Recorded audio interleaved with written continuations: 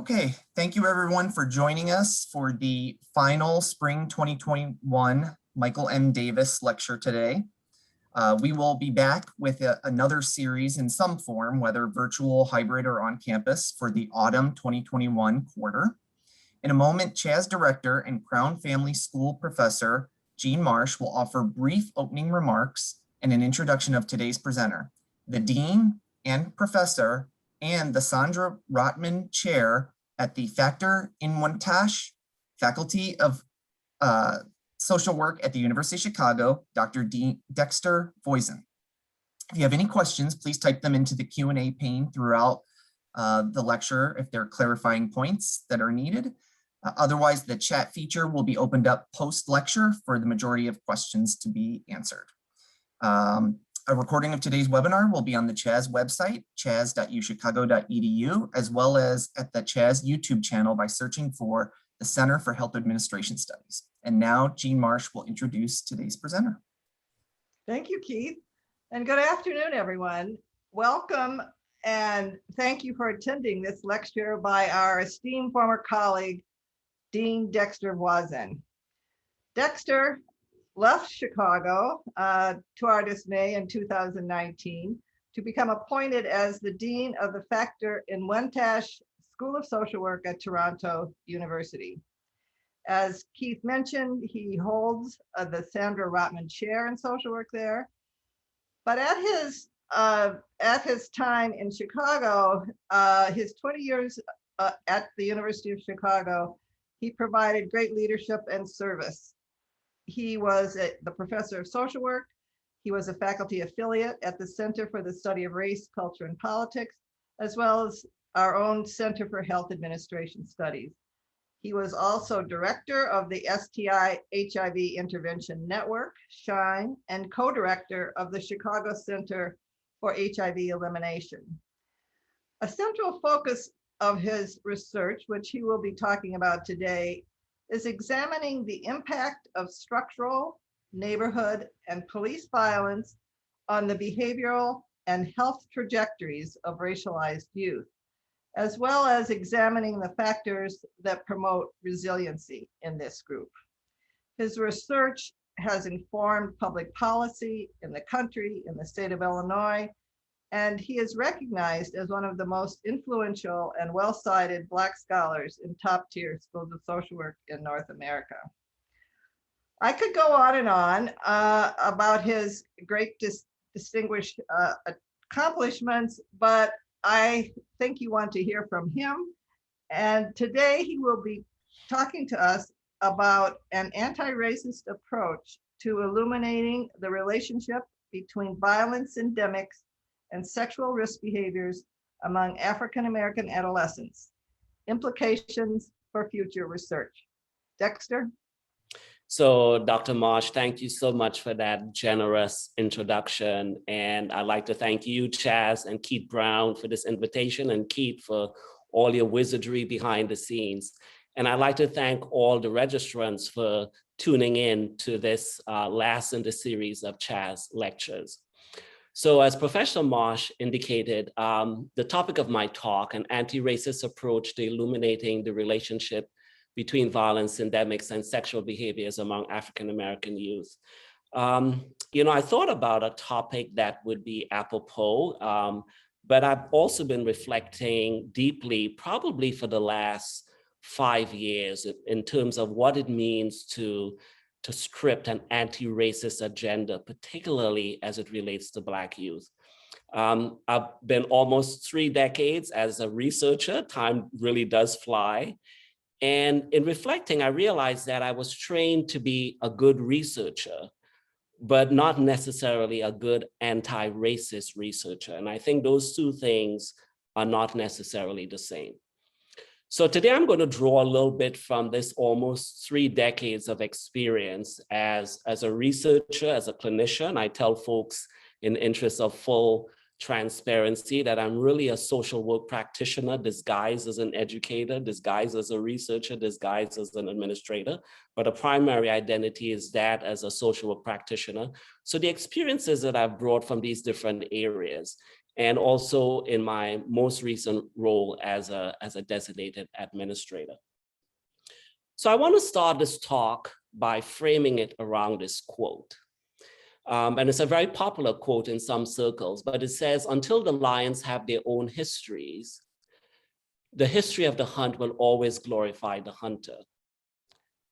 And this quote also comes from the Anti-Black Racism Task Force that was submitted to the University of Toronto, myself and 3 other co-chairs over the past 6 months plus, engaged in some really thoughtful, systematic work around how to address anti-Black racism at the University of Toronto. And anti-Black racism is not just renegated to the University of Toronto, but in primarily predominantly white spaces. How does it sort of manifest itself? And today we're going to be talking about how does it manifest itself around research. And in preparing for this and other talks, I started thinking and really asking myself as a lifelong learner, and I see all of us as lifelong learners, what narrative has my research over the past almost 3 decades been scripting about the experiences of Black youth? But more importantly, what narrative should be scripted about these Black youth? And I can tell you that reflecting on this over the past several years, I've come to realize that my research has not always adopted an anti-racist approach. So I'm going to talk a little bit today about some of the pitfalls as well as some of the lessons I've learned and where I am today in terms of contextualizing and some of my research. So I've spent 2 decades at the University of Chicago, which I consider my academic and intellectual home. And I'm still doing research in Chicago. So I'll talk a little bit about that research and how we've tried to address and avoid some of the pitfalls that we've made in earlier formulations around research.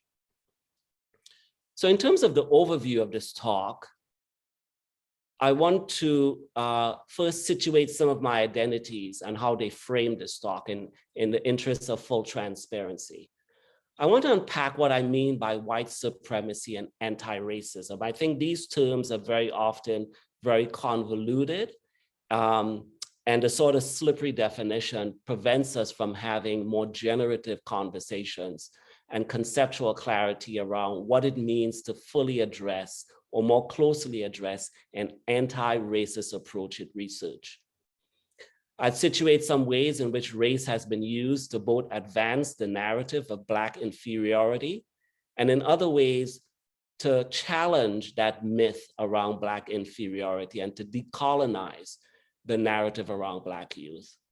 And then I'll share a little bit about the story of a young man who I call Marcus and illustrate not only the constraints on Black lives for youth in Chicago, but also what I mean by this notion of loud and silent trauma and how it's important to really capture loud as well as silent trauma, particularly silent trauma, when we focus on research that's attuned to Black youth. So these are some key points I'd like to make throughout this talk, and I'll be revisiting several of these points throughout the talk. So in terms of an anti-racist approach, really having a critical reflection on research. So very often, if we don't have a critical lens to research, very often the status quo is replicated. And the status quo, unfortunately, is a colonial status quo. Talk a little bit in terms of how I've reconceptualized and how I think about race, not as a flat variable, and not only as a social construct, but a social construct in which there's a whole lot of unmeasured noise and confounders that very often we don't pay adequate attention to in research. And by not paying adequate attention, how this further decontextualizes the research as well as scripts colonial narratives for young people. I'll talk a little bit about researching, the importance of researching context versus outcomes. So very often as researchers, we focus a lot on outcomes, school achievement gap, right? Educational gap. And we look at outcomes that somehow are situated within the individual without looking at context. So rather than looking at a school achievement gap, paying attention to the funding gap, right? Rather than looking at knowledge in terms of knowledge being a predictor around STIs, risk behaviors, looking at some of the broader contextual factors like racism and community violence that impacts individual behaviors, right? So not just focusing on individual determinants of health, but looking at the structural determinants of health. Talk a little bit about some of the pitfalls around just focusing on Black-white comparisons, and how sometimes that leads us down a pathway that further creates a narrative that's damaging and pathologizing towards Black youth. And then say a little bit in terms of the fact that there's no value-free research, and to think about the research outcomes that we are crafting and whose interests or self-interest are these outcomes supporting. So I'll touch on several of these points throughout this talk today. And I want to leave some time at the end for some robust discussion. So I'm going to try to wrap all of this up within about 40 minutes or less. So I want to situate my identities because I realize that without a proper examination of identities, very often we operate on automatic pilot. So this is a picture of my mother when she was younger and my two older siblings. And I highlighted this in an essay that I wrote on Zocalo Public Square called Navigating the Constellation and Constraints on Black Life. And in it, I use a quote from Audre Lorde that says, "The true focus of change is never merely the oppressive systems we seek to change, but the oppressor that is planted deep within each of us." So in the 1960s, I spent my formative years in the West Indies. And my beautiful brown mother taught me the importance of cultural pride. She always said, "Dexter, as you leave the house, make sure that your hair is combed, your clothes look its very best." But my mother, also a product of her generation and also a product of her own colonial upbringing, also taught me that whiteness was superior. So it was really interesting. She taught me cultural pride, and at the same time, she taught me whiteness was superior.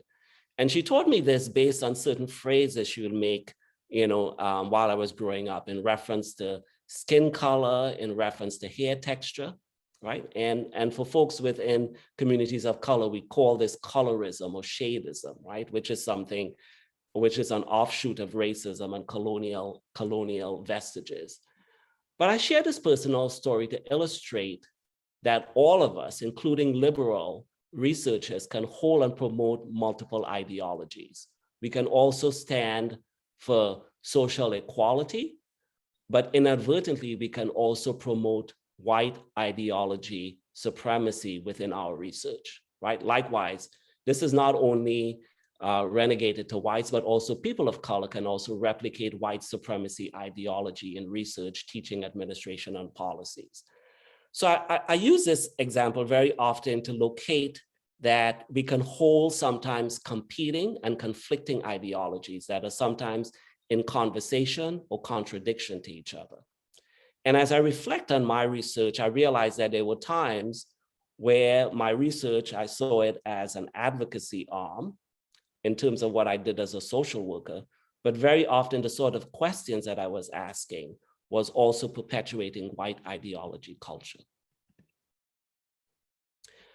I want to spend a little time talking here in terms of white supremacy and racism and how I think about it and use it in particular ways. So this is a quote from the Anti-Black Racism Report that we just submitted last week during an entrustment ceremony to the presidents and vice presidents at the University of Toronto. But this is a quote that I've embedded in that report. And I said, globally, white supremacy is universal. Consequently, various forms of racism continue to exist in all societies. But be not mistaken, the level of psychological, social, economic, and violence experience is not the same for all racial groups. The particular sting of anti-Black racism in our society cannot be ignored. And I use this quote to really highlight that although as social scientists, we are very often concerned about social inequality, health disparities, it's really important to think about the intersecting identities as it relates to Black individuals. So, if you're studying xenophobia, homophobia, Islamophobia, there's a certain coverage and protection that comes for individuals who hold these marginalized identities and have white skin advantage that's not afforded individuals who also hold these identities and have Black skin, right? So we know the research all too well, right? So if you look at LGBTQI populations and rates of STIs, HIV infections, which is very often related to stigma and other types of structural issues, the outcomes for white gay men are disproportionately better than the outcomes for Black gay men. So in a city like Chicago, Black gay men are 7 times more likely than their white male counterparts to contract HIV, right? Likewise for women, and we look at the income equality around women on average earning 85 cents on the dollar, but Black women earning 66 cents on the dollar compared to their white male counterparts, right? So it's really important to think about marginalization, intersectionality, and Blackness. And I really want to give kudos to the president and vice presidents at the University of Toronto, because after the brutal murder of George Floyd, there were some robust discussions around how do we respond to this institutionally. And the university had the courage, as well as the foresight, to go with the recommendations of the co-chairs, to call it by name. We weren't just talking about racism, we were talking about a particular type of racism, anti-Black racism. So in this talk today, I'm going to focus primarily on anti-Black racism. When we look at different types of social outcomes in the United States, we look at violent police deaths. So while all people of color are subject to higher rates of violent police deaths, there's no other racial group that has the same level of brutal deaths, such as African Americans at the hands of police. We look at the child welfare system, disproportionate number of Black kids. Black kids are overrepresented relative to their proportional index in society. Latinx kids are represented to the same proportion within society. We look at the criminal justice system. So again, this is where anti-Black racism, a particular type of racism, is located, not only in the United States, but also in Chicago. So I use this metaphor to really talk about the norming of white ideologies. And the story goes that these 4 junior fishes were swimming downstream, and they were met by a senior fish who said to them, "Good morning, folks. How is the water today?" And the junior fish looked at each other and really perplexed, and they said, "Water? What water?" Right? And this is how white supremacy ideology works. Something that we all buy into, we are all socialized to from birth. And Berger and Luckman call this the theory of social construction, right? That white supremacy culture is so pervasive, it ceases to exist, like the water around the junior fishes. We become desensitized to it, we no longer see it, and we unconsciously very often replicate it in research, right?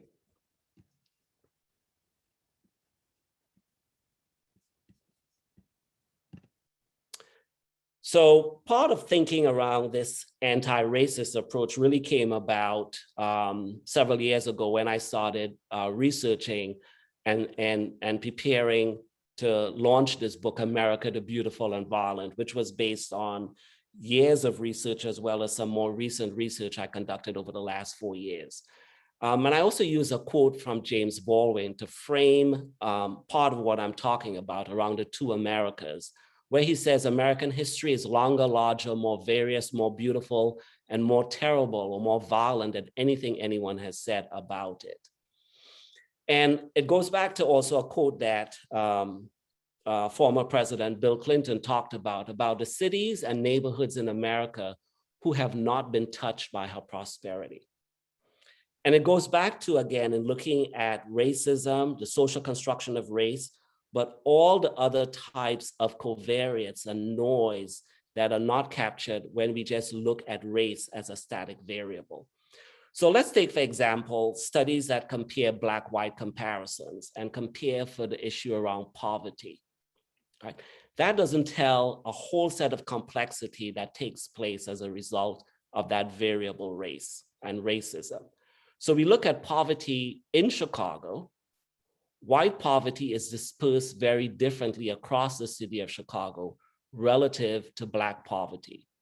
So we know that in Chicago, lower income whites are dispersed throughout various types of socioeconomic neighborhoods. So they reside in middle income neighborhoods, low income neighborhoods, as well as high income neighborhoods, except for the exception of Black neighborhoods. So white poverty is dispersed.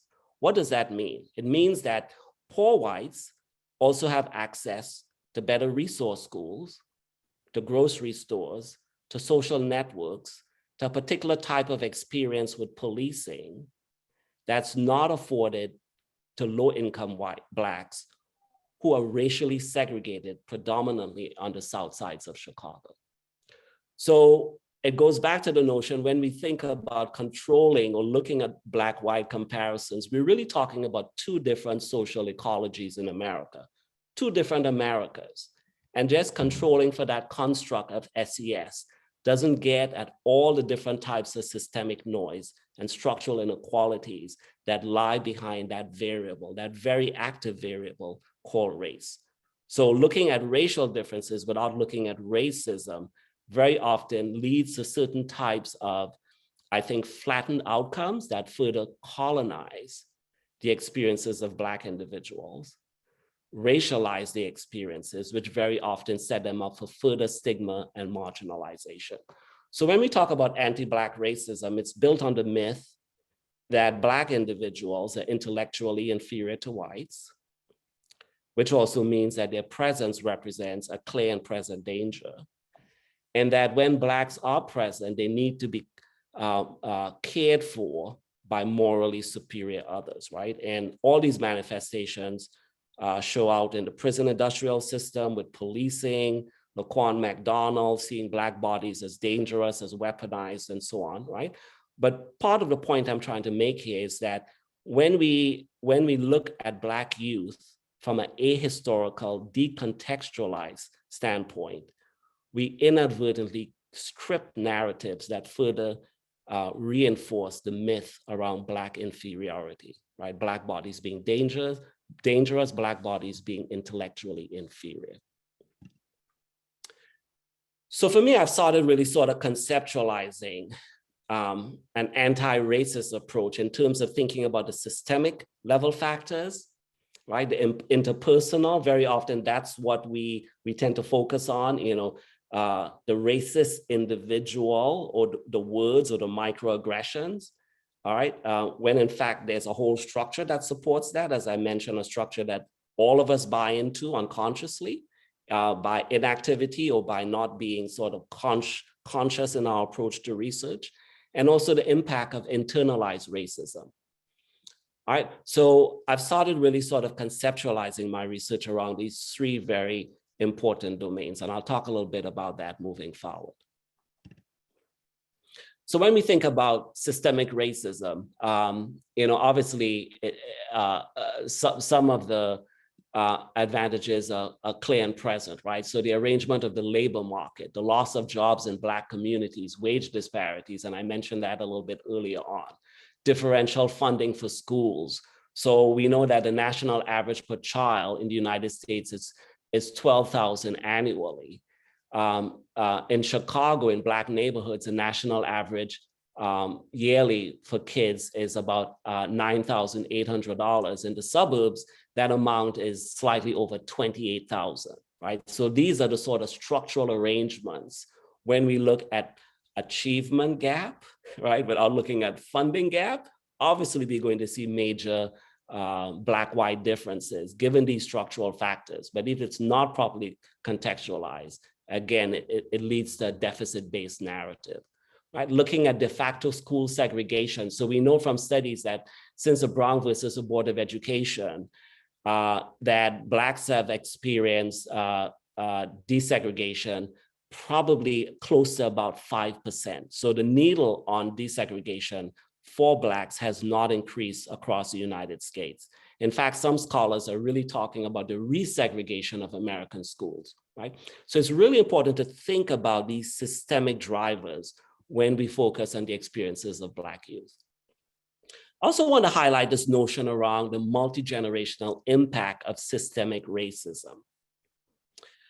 And it's important to think about this not just as violence and racism as a form of violence. When George Floyd event happens or Laquan McDonald event happens, but the experience that Black youth are living in a state of violence, right? Everyday racism, which has a weathering effect, right? Psychologically weathering effect. And this is not just restricted to Blacks in poor income communities. These are Blacks also in corporate America, Blacks in the academy, the weathering effect of racism. I also want to talk about the multi-generational impact of racism. And very often I use this experiment that you can find on YouTube around the potential of fleas. And yes, you heard me right, the potential of fleas. So I'm told that fleas have the capacity to jump 18 inches. So scientists here, they've put fleas in a glass jar that's 10 inches high, right? And they covered the jar. And after 3 days, they took the top off the jar.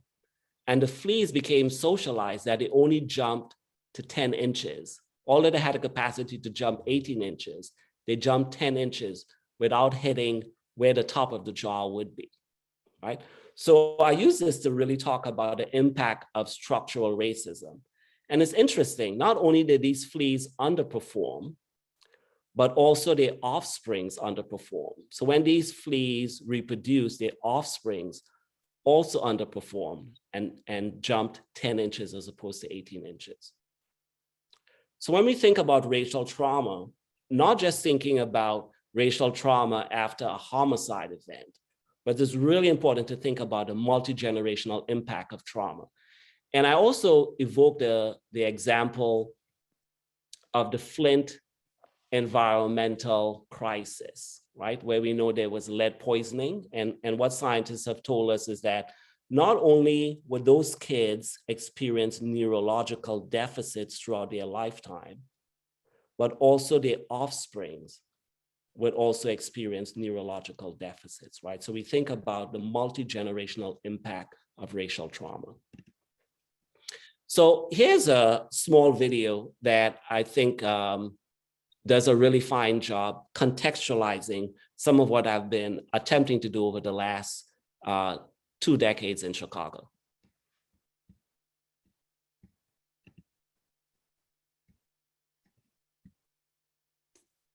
And Keith, if there's any issues with the sound, could you just let me know if folks are not hearing it? I'm going to try to cue it up. Hold on. Welcome back to News Nation. We have a special report tonight on violence in America. Philadelphia, for example, having its deadliest year since '07. Shootings there are up 57% over last year. And in New York City, the number of shooting victims is up almost 100% to date over last year. According to the Chicago Sun-Times newspaper, there have been 624 homicides in Chicago so far this year, up from 510 in 2019. So why are certain neighborhoods more violent than others? What's behind the violence in areas like Inglewood on Chicago's South Side? Dexter Voisin has a lot of thoughts on that. He's a professor at the University of Toronto, but also spent 20 years at the University of Chicago. He explores the reasons and some solutions in his latest book, America the Beautiful and Violent.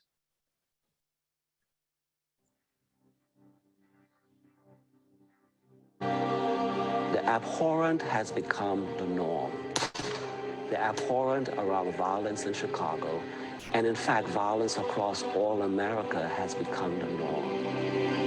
In Chicago, 50 individuals can get shot in a weekend and would barely make the evening news. we become desensitized. And I think that desensitization is a manifestation of our collective trauma. So there are two main questions here.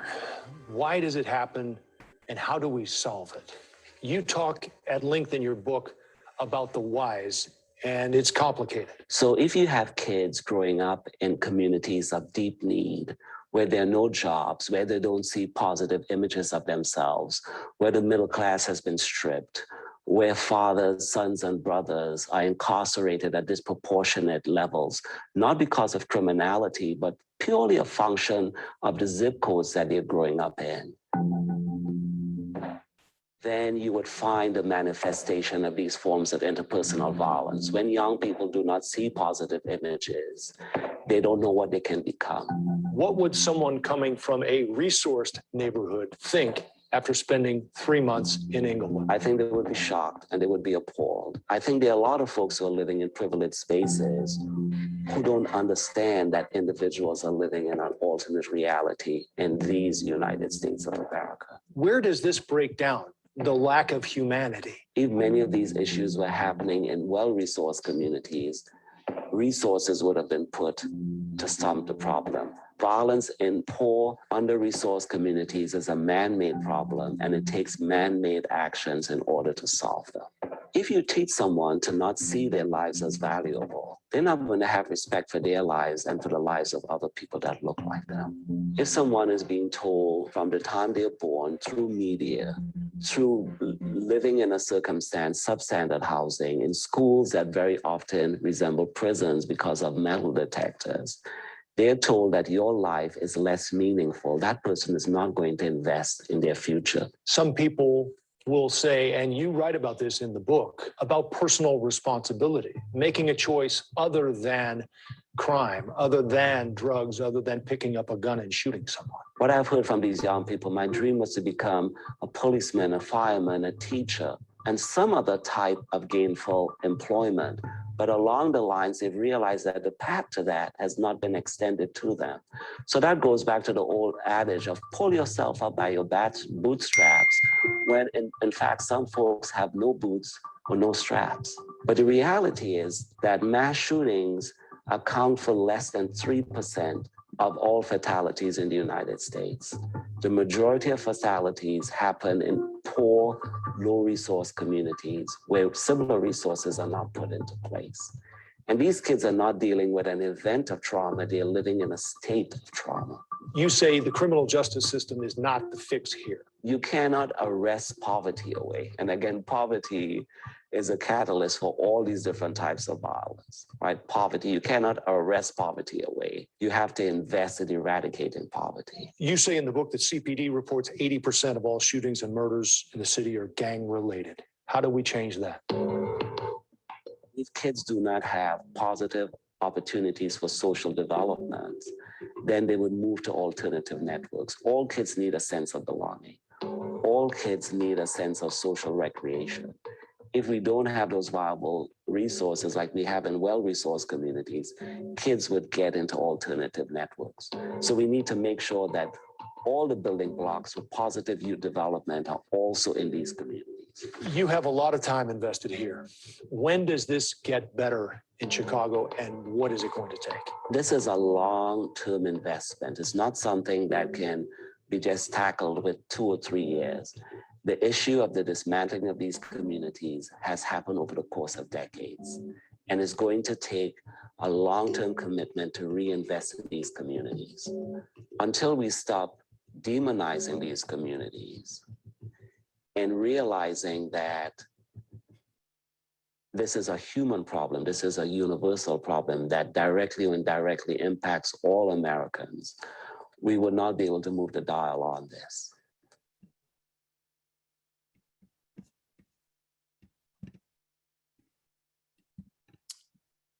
Okay, so hopefully that that video came through. But in this video, I was really trying to highlight the notion of internalized stigma, right? Also the whole notion of structural inequality, as well as microaggressions, right? In terms of interpersonal stigma. So I want to talk a little bit in terms of how we've situated race within research. So when I started doing this work in Chicago, several colleagues, across different spaces, different institutions said, Dexter, where's your white comparison? And, although I was new to this, I had the presence of mind then to say, having a white comparison really doesn't help me to understand some of the questions that I'm really trying to illuminate, because white individuals are living in a different America, right? As I talked about the example of poverty. And very often when research is situated, particularly around racialized groups, very often there's this white comparison group. And part of the subtext around this is, unless there's a white comparison group, these research questions are not really valid or meaningful. And I don't see necessarily having white comparison groups just arbitrarily, again, because we're talking about different ecologies.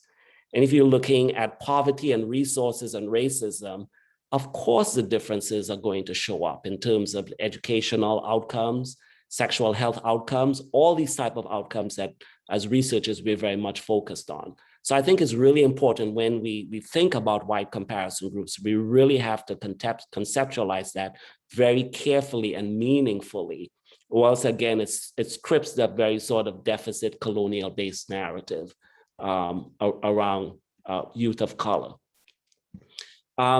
Scripting white-black comparisons, and I talked a little bit about examining race without context, how that's highly problematic.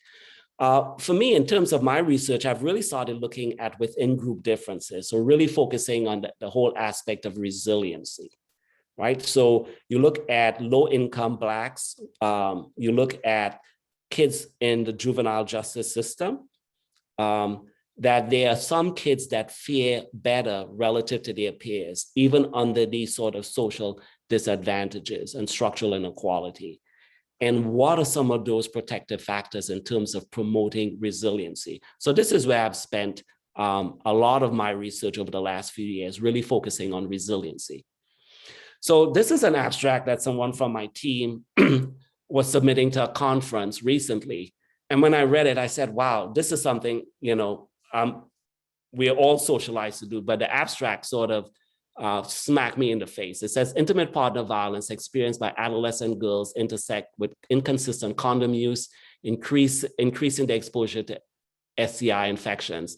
African-American girls and young women are more likely to contract STIs and have higher juvenile justice involvement. Without properly contextualizing this, again, it leads to a lot of individual determinants of outcomes. So when I got this abstract, I said, okay, let's put context around this. We need to put context, partly due to structural inequalities, right? Neighborhood disadvantages, right? Really sort of situating these outcomes within a structural context, not just African-American girls engaging in riskier sex, right? Without context. It further sort of solidifies this myth around risky, dangerous, immoral, right? Context is really important. So in my research, I've gone to the point now of really looking at statements that I make, making sure that they're properly well contextualized, or again, it sets up a narrative that I think that is very damaging to these youth. I've stopped calling youth at-risk youth because I think that again becomes very problematic. I've started referring to youth as opportunity youth. Right? When we start talking about at-risk youth, very often people see the danger as being inherent to these youth. Really started rephrasing how I refer to them as opportunity youth, right? So avoiding data bias, contextualizing your data is really important. Avoiding deficit language, framing problems and solutions to challenge systems, not individuals. Again, not just looking at individual outcomes, but the structural factors that really move those individual disparities, reducing research voice and elevating the voice of youth, using photo voice, using qualitative approaches. In one of the studies we did several years ago in Chicago, came about some really insightful information from doing focus groups, right? Nothing I could have as a Black male gleaned from the literature, right? Really looking at the expertise that was coming out from communities. had a young Black father who basically said, every couple of months, he takes his son outside of the Inglewood neighborhood on Chicago public transportation to the north side, to other parts of the city, to show him that the way that they're living is not the way the rest of Chicago or the rest of America lives. And he said, I wanted my son to see that there was a different type of future for him. And as we started talking, I realized that he was really getting at the concept of future orientation, right? And again, this is not something by just barely looking at the literature or even looking into the literature. This light bulb moment came about by respecting the expertise and the voice of participants. So really making sure that we use approaches that really eliminate the voices of different communities. So I talked a little bit about poverty and the fact that just controlling for poverty as a variable is highly problematic in many ways. So I want to talk a little bit, just in the terms of the interest of time, looking at the whole notion of loud as well as silent trauma. But I use this quote by Wessel van der Kolk, and he's talking about trauma getting under the skin. But I use a reframe of this to really talk about trauma in terms of racial trauma, right? Getting under the skin in terms of having a neurobiological impact on youth, as well as a weathering effect on youth. And in this quote, it says, nobody can treat a war, abuse, rape, molestation, or any other horrendous event for that matter. What has happened cannot be undone. But what can be dealt with are the imprints of the trauma on the body, mind, and soul, the crushing sensations in your chest that you may label as anxiety or depression, the fear of losing control, right? And it goes on to say, unable to fully open your heart to another human being.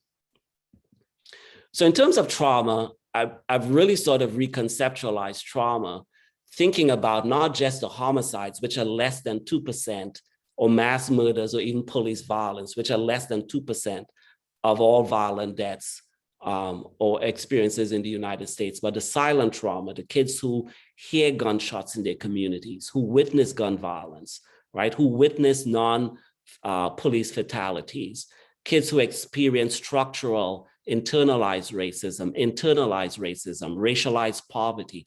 All these aspects are really important if we can contextualize them in research, to contextualize them in terms of our implications, to think about what do our findings mean relevant to these larger, more widespread forms of trauma that happen on a daily basis, very often in silent modes, right? Kids who experience these acts, very often it goes undetected, misdiagnosed, and they become stigmatized for it.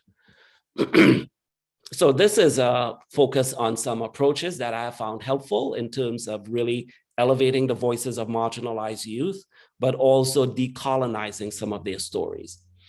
This is a study we did in Chicago looking at hypervigilance related to neighborhood violence, as well as police violence and violent police stops among low-income whites, Blacks, and Latinx populations. And an interesting finding here, looking at traumatic police stops.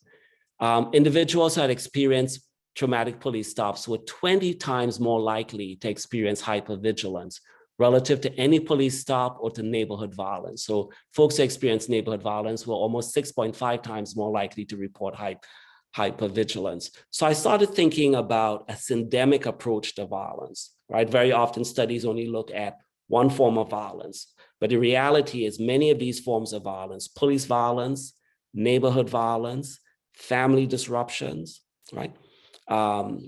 Racialized poverty are more likely to impact African-American families and youth. So I started thinking about how do I conceptualize this in a violence syndemic, similar to the ACE studies, to look primarily at violence exposure and how it impacts developmental trajectories among youth. So these were some studies we did earlier on looking at the impact of neighborhood violence and STI risk behaviors. And when I started doing this work back in 1999 and applying to conferences, very often the abstracts were declined and folks said, what does neighborhood violence have to do with risky sex? We don't really see the connection. And then I started through a series of multiple studies as well as conceptual work, really coming up with a formulation for an argument why neighborhood violence would impact STI risk behaviors. And these are some of the mediating pathways that we posited. These are some of the pathways that were empirically tested in Chicago, and we found that many of the pathways were empirically supported, except for the connection between community violence, student-teacher connectedness, and then its correlation to risky sex and early sexual debut, right? Protective parenting practices for youth in African-American communities, again, some qualitative research looking at ways in which parents were protecting their kids. Very often, these families are looked at deficit, but they're really focusing on really creative ways to protect their youth in the face of structural inequality, poverty, over policing. Right, African-American youth coping with violence on the south side of Chicago. And again, we found in this research that the majority of kids were really using school as a way to get up and out of their violent neighborhoods, not using violence to combat violence, which very often is a predominant narrative around these youth. All right, future orientation, the impact of future orientation as protective against all of these different types of health correlates, delinquency, mental health, substance use, risky sex, positive relationship with student-teacher connectedness. And again, this came from listening to the voice of that parent in that focus group. All right, and we've really started using future orientation as a major variable in many of our studies. This is a study that we are doing currently in Chicago, looking at continuous traumatic violence. And again, using that syndemic framework, looking at neighborhood violence, police violence, enacted stigma, intimate partner violence, childhood sexual abuse.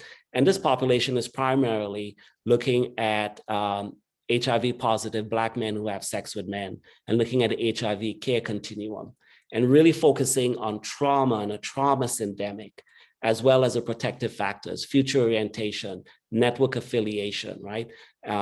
As moderating some of the consistent pathways we've noticed over the past several decades, which is through psychological distress. All right, this is a study, a conceptual study that we published in the Journal of Adolescent Health. And again, it's basically using the same framework, but looking at heterosexual youth, and doing a paired sample of caregivers as well as their youth, and following youth from middle school to high school, and again looking at some of these future orientation, protective parenting, but also accounting for parental trauma, which very often is not attended to when you look at studies focused on youth outcomes. All right, so I want to stop here and take some questions from the audience, and thank you so much for your time and your attention.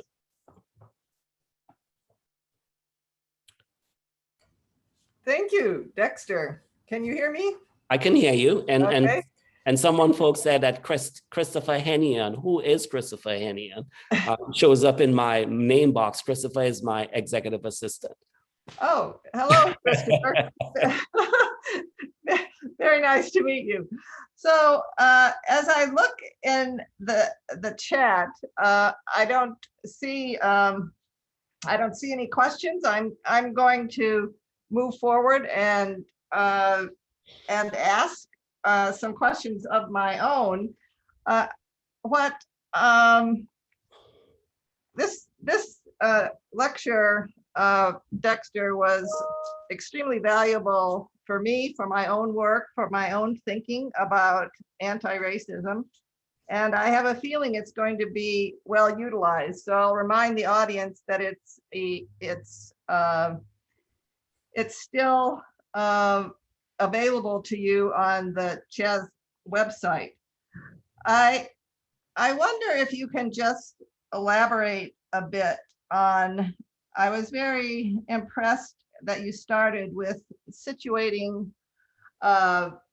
thinking about anti-racism within your own identities. And we all come at this from different places, from different identities.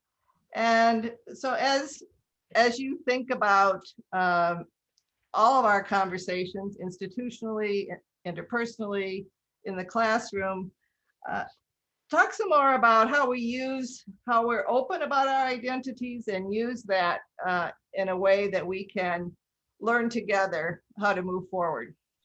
Great question. And I think, for very often for social scientists, we very often we are driven by research questions that, not only is there intellectual curiosity, but there's some meaning behind these questions for us, right? Right. So there's some sort of lived experience, either associated with loved ones or experiences we've gone through, but these questions matter for a particular reason.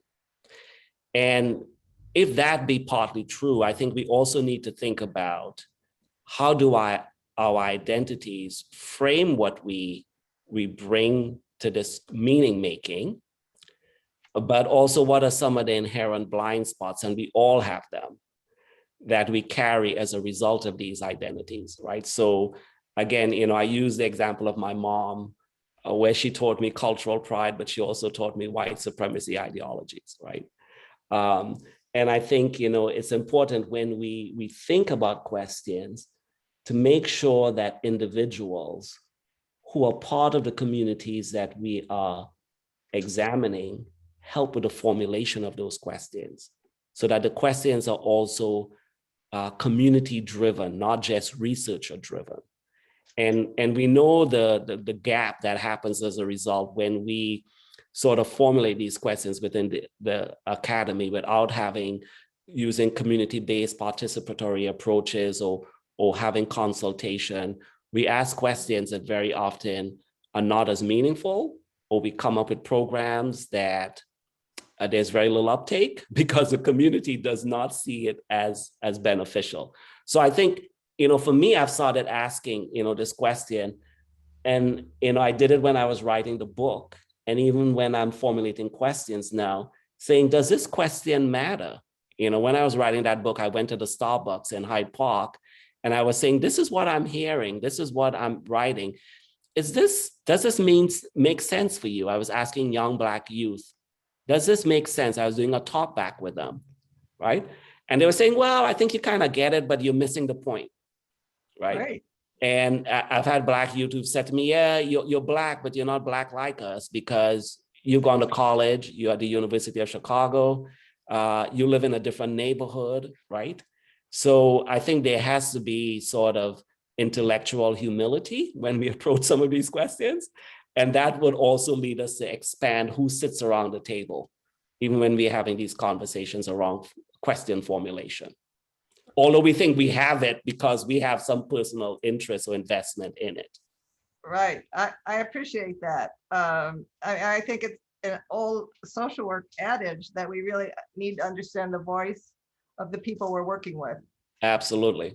So I have one last question, and then we can go to the audience. But you're a distinguished qualitative and quantitative researcher, and my experience, I would say more quantitative than qualitative, but I have great respect. I'm learning from my qualitative colleagues that the kind of self-awareness and the understanding your own position and situation, qualitative researchers are really better at that.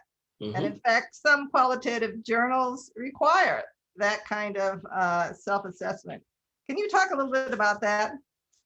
Yeah, and I think this is where race sometimes intersect, right? So we had a talk at the University of Toronto on March 26th, and it was entitled, "How the Social Work Profession Has Promoted Racism Without Racists." Real talk about anti-Black racism. And we had a very mixed panel, and it was really interesting. We had a Black researcher saying, I'm interested in looking at the experiences of Black kids in child welfare. And very often I'm told by well-meaning colleagues, well, I don't know if you should really, if that's a really important question. I don't know if you'll get tenure, just looking at that question alone.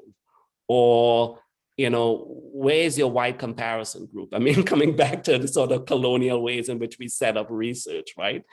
And it was interesting in that conversation. And so part of the subtext of that is, if you're a Black person and you're studying research related to the experiences of Black people, maybe you may not have that objectivity or critical voice because you're part of that community, right? So this is where the self-reflectivity sometimes comes to be damaging for Black researchers. And then the white researcher said, well, it's interesting. I'm a white researcher studying Black kids and child welfare. Nobody's ever told me that. Nobody's ever said, you're going to lack a critical perspective, although you're an outsider. So there are ways in which this self-reflectivity gets packaged depending upon the identity of the researcher, right? So it's not the same for all. No. It's not the same for all. It differs very much based on social identity. So this is how social identity could be seen as a positive through the lens of race, or it could be seen as a liability through the lens of race. That's fascinating. Thank you. Let's turn to Shireen Douglas's question, which is, what are some strategies for talking through traumatic experiences in the school setting for students and parents? Or should it be discussed in school settings? Yeah, well, in Chicago public schools, a few years ago, they were doing this mindfulness-based intervention, right? Just recognizing that kids, particularly in low-income communities, when you look at safe passage, right, the very presence of having a sign that says safe passage, and you have those school guards standing on street corners, signals to kids, right, that, yeah, we're protecting you, but we're also protecting you because danger is present, right? So kids are very often hypervigilant on their way to and from school. And because there's a sign that says safe passage, it doesn't mean that a kid cannot be shot by a stray bullet, right? Those things, bullets do not respect a sign at the side of the street. So I think, very often, I think more schools in high need communities with opportunity youth are really realizing that they need to address the incident of trauma. And it's not just trauma when someone is shot in a neighborhood, right? And they hustle in some school counselors for 2 weeks. That these kids are living in a state of trauma in terms of racialized poverty, food deserts in their communities, hearing gunshots in their communities, right? Marcus, the young man in the book that I referred to, Marcus, he talked about, he witnessed a gang-related death on his way to school where two rival gangs shot, one guy got shot, thrown into the back of a car and was driven off on his way to school. He witnessed this. He didn't tell the police because if he told the police, they may have assumed that he was involved. So he had no one to tell. He didn't tell his parents because he was, and I said, why not? He held a secret for 3 years. And I was sitting and having an interview with him. And I said, why didn't you tell your parents? And Gene, he looked at me like I was an alien from outer space. I mean, going back to the notion, you look like me, but your experience is far from mine. And he says, because if I told my parents or my family members, it may have put them at risk for danger. If they had talked about what they had heard through me, it would have put my whole family at danger. So he kept this experience, right? A 13-year-old on his way to school. And I often wondered, how did that trauma show up with him in the classroom? With his hypervigilance, with his distraction, with his academic performance, with his relationship with his teachers, right? How was he impacted by that? How was he assessed? His lack of emotional regulation, did he get put into special ed as a result of that? What was the impact, right? So I think, we can't do research with and for and alongside high need communities without paying attention to the impact of trauma. Even if we don't measure it, we need to account for it responsibly in terms of talking about policy implications, talking about limitations, right? We need to address it somewhere because kids are living in a state of trauma. And it's not because of just the George Floyd. I mean, this stuff has been going on for decades. The two Americas. Right. So I'm going to jump past the question because this is a response from Chermika Mex, who says, this is so real, what you're talking about in terms of trauma with youth of today, especially those in foster care. they are dealing with family trauma and then environmental trauma. Mhm. So I think there's not really a question there. She's agreeing with and Yes. reinforcing your point. So let me go to Jancy, whom you may recall, a Yes. faculty member at the Crown Family School. Jancy Wickstrom asked, how did you find the person on your team accepted the changes that you made in that abstract? Yeah, well, Well, do you see other such contextualization happening in research, or have you suggestions that would be useful for using in that context of trying to contextualize?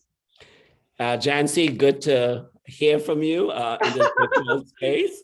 And, I was that person 15 years ago, and probably not too long ago in terms of writing that abstract, right? Because that's how I was trained as a researcher, right? To be a good researcher, but not necessarily to be an anti-racist researcher. And Jean, it wasn't until I really wrote that book that I felt like the scales fell off of my eyes, the sort of layers of desensitization around how race and how we strip racial narratives around the experiences of youth. Although I was doing this research for quite some time, right? It became more evident to me. So, now I feel a responsibility when I know better to do better. So when I did that, the colleague came back and said, thanks for pointing that out in highlighting the importance of contextualizing some of these statements. So it was received really well. But I also came to that through trial and error, and to also individuals assisting me in terms of my own learning opportunity. And I see us as all lifelong learners. So again, it comes back to, we have to be responsible, because I think some of the findings that we perpetuate, some of the knowledge that we generate, is further used to stereotype and to marginalize these youth. That's great. It reminds me of a recent feedback that I got from a journal. The reviewer, I'll be forever grateful. I study access in healthcare, and the reviewer said, you really have to mention structural racism as it affects your clients. And so that may be happening more, but clearly it's not easy, and we don't really know how to do it very well right now. Right.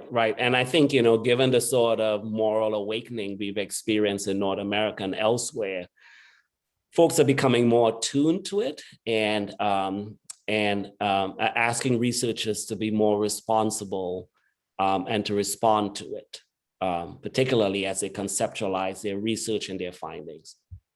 So a related question from Shireen Douglas asks, how can we as graduate students challenge our professors and leaders in academia to think about research critically and through a lens of anti-Black racism, especially our research supervisors? Right.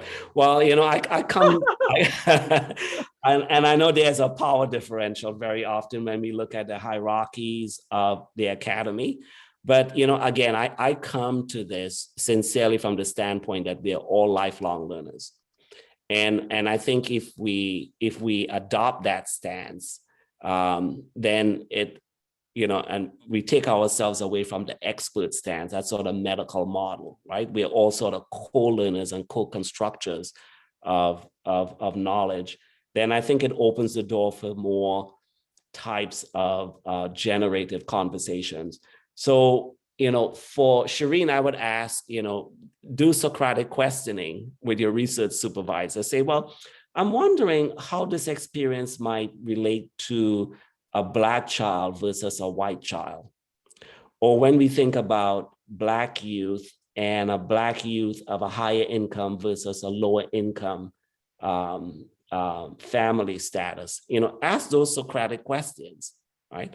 And I think for me, I found that to be one way to get around it, or certainly sometimes just sort of talking about my experience. Like when someone says, talk about Black and safety in the same sentence, I said, well, as a racialized person, let me share with you how I experience that term safety, and then I talk about, how that word safety, there's a whole history behind it. And I could just kind of share authentically from my experience, right? In terms of Black bodies being viewed as threatening or unsafe. There's a whole history around safety as it relates to Black male bodies and white women in the United States, right? And I kind of share, not preachy, but sort of share from a reflective standpoint. So I think, Shireen, maybe you can try those too. And at some point you might circle back and let me know how that works. Great, great, Dexter. Thank you. I think we've come to the end of our questions. Do we have any others out there? Feel free to jump in. So we don't at this point. Dexter, would you like to have some final words you can share with us? It's great to have you back at Chicago. Well, as I mentioned, Chicago has been my academic and intellectual home for 2 decades, and it's a place where I learned to do really sort of critical research, but also a place where I also learned that it's important to sort of follow your passion. And you get advice from colleagues and so on, but you really have to sort of follow your passion and follow your convictions in terms of really pursuing the type of questions that are important to you. So thank you so much for this opportunity, for this honor to revisit the Crown Family School virtually, and hopefully see some of you in person over the next year or so. Great. Thanks for coming. Take care. All right.